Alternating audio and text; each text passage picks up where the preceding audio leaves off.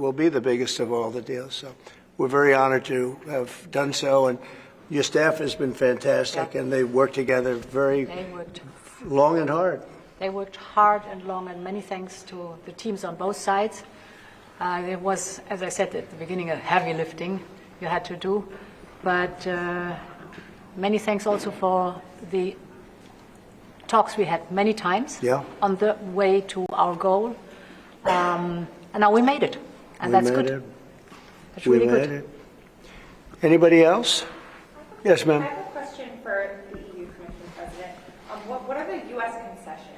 What is the U.S. giving up in the deal, if anything? So the starting point was an imbalance, a surplus on our side and a deficit on the U.S. side. And we wanted to rebalance the trade relation.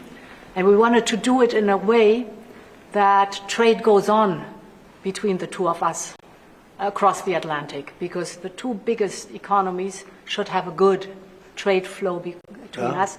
And I think we hit exactly the point we wanted to find.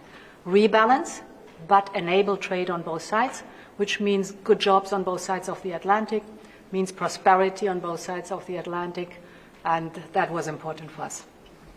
And again, the energy is a very important component, because we have more energy than anybody else in that sense. And I think it was very wise that they buy a lot of energy, and it's great stuff, and it solves a lot of problems. So that was a great decision, I think. What about steel? What have you agreed?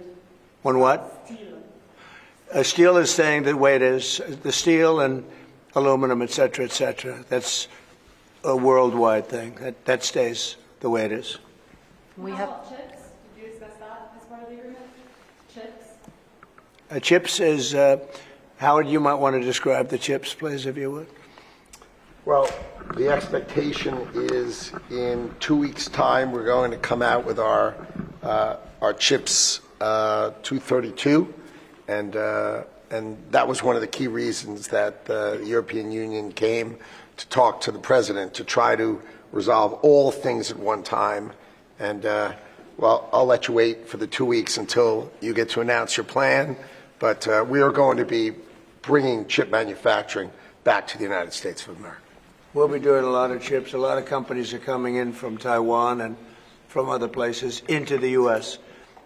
And they're doing that in order to avoid tariffs. And the president really avoided the tariffs in a better way for them, much better way, much more conclusive. I think probably much more profitable, definitely much more profitable, and got a lot of benefit from it. So it was a very interesting negotiation. I think it's going to be great for both parties. I think your various countries are very happy about this. Is there an industry in the U.S. that you see maybe having the first impact of getting into this market that was not accessible before, whether it's auto or what's the first call you made? Yeah, I think cars. Cars basically were not invited. Were not. I don't know if the word is not allowed or just you just kept them out somehow, right? But cars will be. We have some cars that do terrific business, and we do really well with the pickup trucks, with the SUVs. We have some great things, and I think the people of Europe will have some diversification. I think that'll make them happy. So I think maybe cars would be the one that would go the biggest, and the second would be agriculture, the farmers. And we'll do it in very strict conjunction with the president and the European Union. And they're coming into our country with great vigor.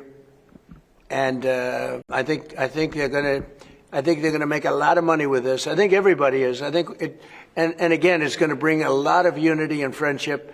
It's going to work out really well.